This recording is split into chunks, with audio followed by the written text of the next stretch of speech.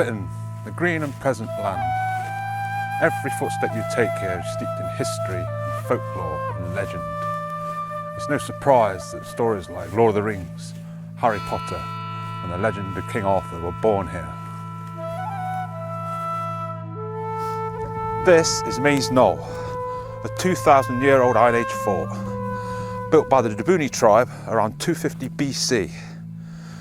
Behind me here, you can see the western defence, and it's built on top of a plateau and stretches for some 20 acres.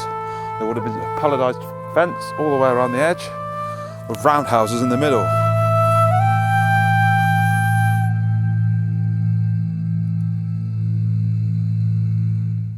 It would have been the DJI's southern defence, and as you can see from the view, exactly why they built it here. The DJI had lands covering most of Bristol, stretching right up into Gloucestershire and beyond. As to what it looked like, it should have looked something like this.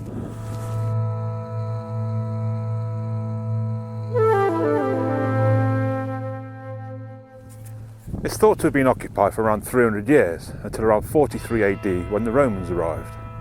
The DJI capitulated to the Romans without conflict, and that was that. That should have been the end of the story. But around 400 years later, the Romans left Britain and we were plunged into the Dark Ages. And Meas Knoll was about to become part of something much more spectacular, and that is over here.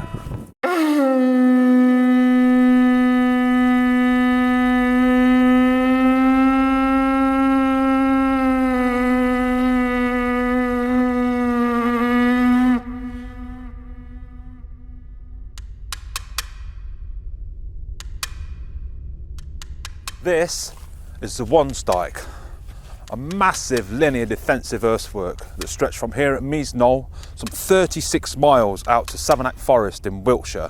The Wansdyke runs east to west and is made up of 3 sections.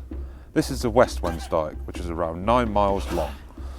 The middle section is made up of the old London to Bath Roman road for about 15 miles. East Wansdyke in Wiltshire runs for another 12.5 miles and is the best preserved section.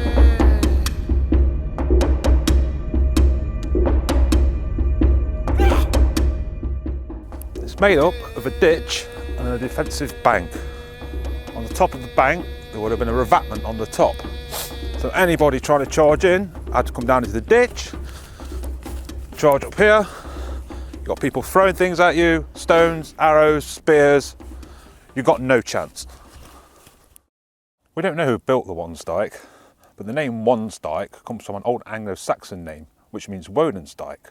Now Woden was a pagan god, similar to Odin, and he had boundaries in his CV.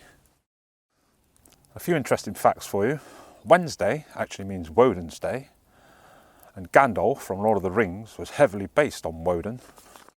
There isn't much left of the West Wansdyke, but you can follow the line of it over the fields there.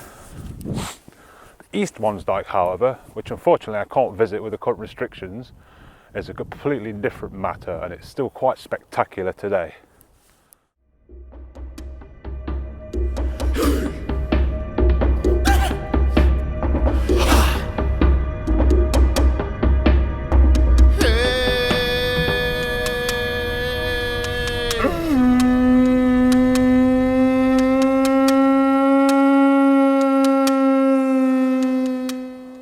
The Wansdyke was built to defend against the north, believed to be the incoming Anglo-Saxons, and it's even said it took them some 50 years before they finally broke through it. It's even said King Arthur himself helped defend it. Now when we say the Dark Ages, we all think of all the doom and gloom and total chaos. But modern evidence is starting to show now, once the Romans left, it was actually a massive time of cultural boom and progress. It's now believed there wasn't an Anglo-Saxon invasion at all. It was more a massive cultural invasion. So whoever was fighting who, I guess we'll never know, but that's why we call it the Dark Ages, because we're literally in the dark. Well, that's all from me today. It's starting to snow, and I must be on my way. But remember, if you want to social distance, buy a cloak. It scares the shit out of people, especially in the woods. Goodbye.